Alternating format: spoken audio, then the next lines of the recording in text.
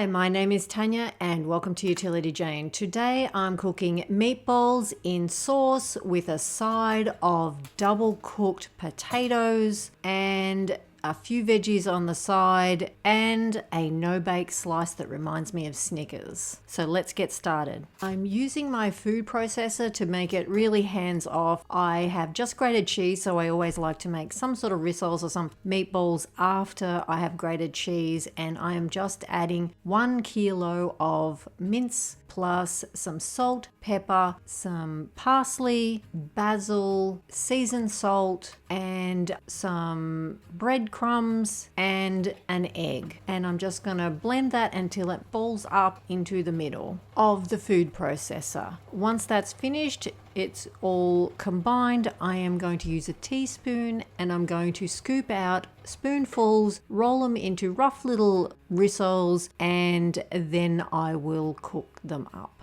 I love this recipe because you only really use one big pan to cook your meat and make a sauce, and really you could add a whole heap more vegetables into it and really bulk it out, have pasta with it, or even a steamed rice. Now, as you saw, I heated my pan well. That's how you make a stainless non-stick, is you heat it well, then put the oil on, let the oil come up to temperature, and then put your meat in. I like to put a lid over things and it helps to cook it much faster. Now I'm just going to blend up some stock that I had left over from a roast I did in the pressure cooker. I always cook the meat on a bed of carrots, and I'm just blend that through the stock. It thickens up the stock beautifully and gives it a great flavor.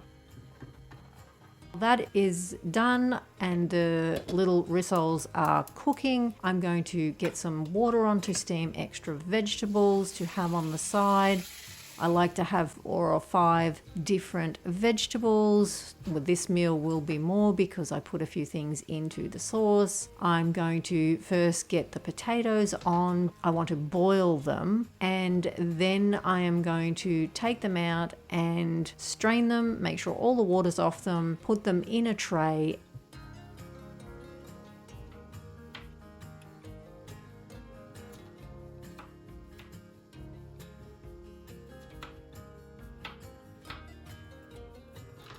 While I'm waiting for the potatoes to cook, I may as well get on and steam some other vegetables to have on the side. Just a basic peas, corn and carrots.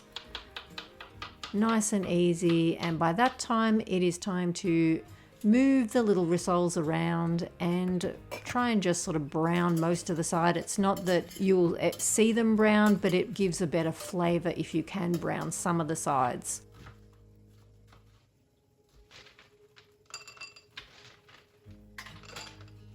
Now I'm just going to cook these off and then get them out.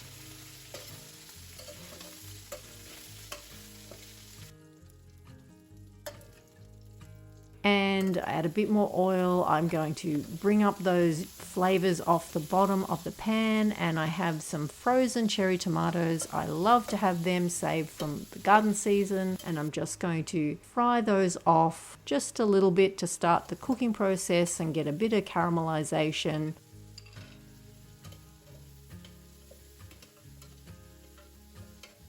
And then I will start on the sauce. This is the base of the sauce. I've got some passata going in, and don't forget to rinse out the bottle, add that as well, a little bit of water. And now I've got this really thick, beautiful stock that's going to add so much flavor, along with the onions and the meat. And now I'm going to bag up what is left of the stock. I love to put that in the freezer and have that on hand. Little bags. Don't forget to write on it what it is, because once it goes into the freezer, that's it.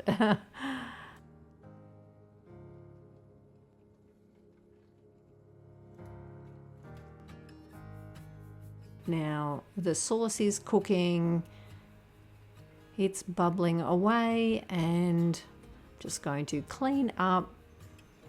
Keep checking on that and making sure all the beautiful pieces of meat on the bottom are come up, and I'm adding a bit more salt and pepper, a bit more seasoned salt, and some sugar and some tomato paste, because you really should season each part of the meal, because if I season the meat and then didn't season the sauce, it would taste very bland.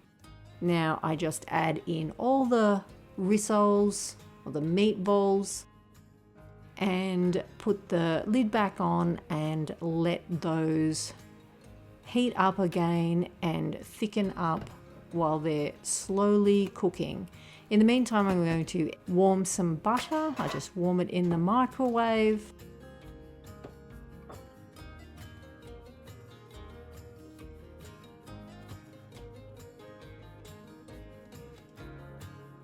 There it is. We're going to add some parsley, a bit of olive oil, and some seasoned salt, and plenty of garlic. I'm going to add some garlic into the meatballs, into that sauce. Get it mixed through. Now just mix up the butter mixture.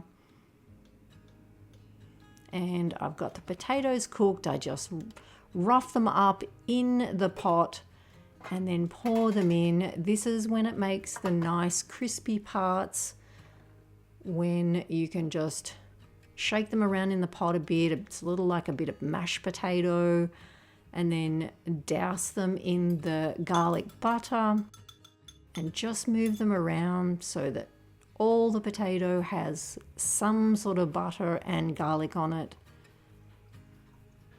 And so it looks like this. And then we get it into the oven. Now you can put it in the oven depending on your time. You can put it in the oven and have it ticking away if you've got the oven going.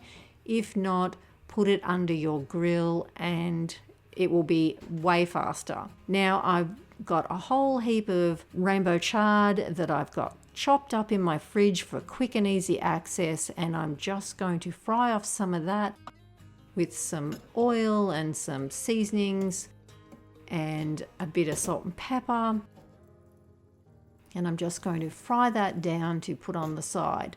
Now while everything is cooking, I'm going to mix up my no-bake slice, which just contains dates and some almond flour, some shredded coconut, some whole almonds. I think it's about half a jar of peanut butter, a little bit of salt, and blitz it up in the food processor so it's a chunky crumb. I'm adding maple syrup, some coconut oil that is liquid. It's quite a warm day, so it was liquid. I give that a blitz, and then you just sort of gauge how much you want in it. I just play it by ear and just add a little bit and then keep adding. I'm just greasing the pans that I'm using. It's just a glass with a bamboo lid tray, and I divide that up and I'm going to press it down.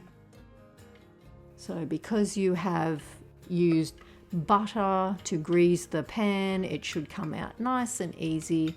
And I just press it down like that, and then I'm going to get those into the fridge to cool down. Now I've just got a block of old gold chocolate. I just get it in a double boiler and add some coconut oil into it, so it does make it easier to cut. On occasions I just don't even add that, and you know, it just chunks off. It doesn't cut into actual pieces.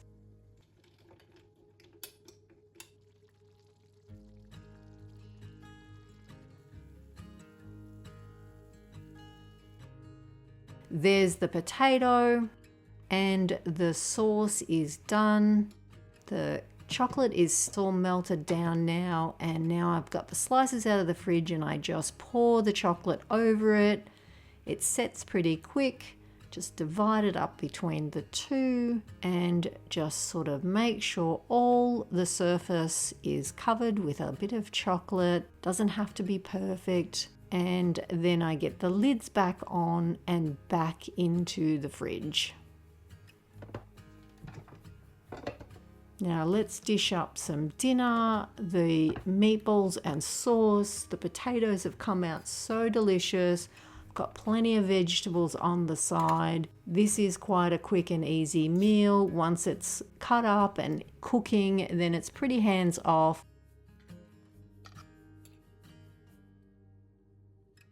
Now the slice is done, we've had dinner, and I'm just going to cut a little piece of this and give it a try. That first piece is always the hardest to get out, and it was delicious.